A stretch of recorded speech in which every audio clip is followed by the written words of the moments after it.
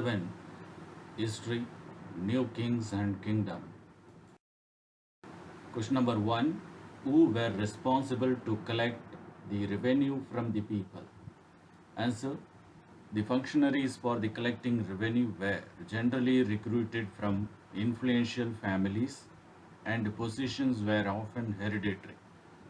This was true about the army as well. In many cases, close relatives of the king held this position. Question number 2. Who performed a ritual called Hiranya Karba and why? Answer. In the mid 19th century, Dandi Durga, a Rashtrakuta chief, overthrew his Chalukya overlord and performed a ritual called Hiranya Karba, literally the golden womb. When this ritual was performed with the help of Brahmanas, it was thought to lead to the rebirth of the sacrificer as a Kshatriya, even if he was not one by birth. Question number 3. Write a short note on Brahmadeya. Answer. The term Brahmadeya means land gifted to Brahmanas. Each Brahmadeya was looked after by an assembly or sabha of prominent Brahmana landowners. These assemblies worked very efficiently. Their decisions were recorded in the details in inscriptions, often on the stone walls of temples. Question number 4. How the committee members for Sabha elected? Answer. The Sabha had separate committees. A committee to look after irrigation works, garden, temples, etc. Names of those eligible to the members of these committees were written on small tickets of palm leaf and kept in earthenware pot from which a young boy was asked to pick the tickets one by one for each committee. 5. Who was Kalhana? What was he famous for?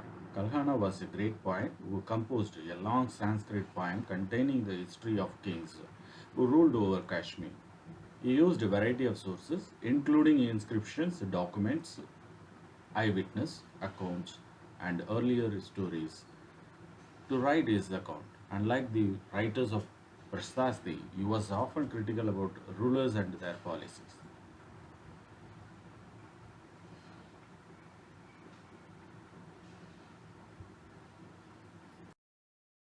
Question number 6. How did Rashtrakutas become a powerful? Answer. Initially, Rashtrakutas were subordinate to the Chalukyas of Karnataka. In the mid 8th centuries, Tandi Durga, a Rashtrakuta chief, overthrew a Chalukya's overlord and performed a ritual called Hiranya Karba, literally the golden womb. When this ritual was performed with the help of Brahmanas, it was thought to lead to the rebirth of the sacrificer as a Kshatriya, even if he was not one by birth.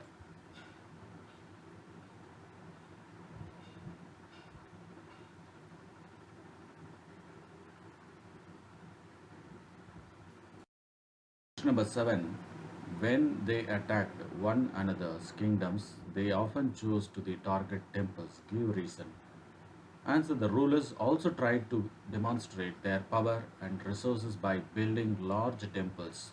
So when they attacked one another kingdoms, they often chose to target temples, which were sometimes extremely rich. One of the best known of such rulers is Sultan Muhammad Ghazni, Afghanistan. He raided the subcontinent almost every year. His target were wealthy temples, including that Somnath, Gujarat. Question number 8. What were the activities associated with the Chola temple? Answer. Chola temples often became the nuclei of settlements which grew around them. These were centers of craft productions. The temples were also endowed with the land by rulers as well as by others. The produce of this land went to the maintain all the specialized who worked at the temples and very often lived near it. Praised garland makers, cooks, sweepers, musicians, dancers, etc. In other words, temples were not only places of worship, they were the hub of economic, social, and cultural life as well. Question number 9. Write a short note on Tang dynasty. In China, an empire was established under the Tang dynasty, which remained in power for about 300 years. From the 7th to the 10th centuries, its capital, Xi'an, was one of the largest cities in the world, visited by Turks, Iranian, Indian, Japanese, and Korean. This Tang Empire was administered by a bureaucracy recruited through an examination, which was often to all who wished to appear for it. The system of selecting officials remained in place with some changes till 1911. Revise the part 4.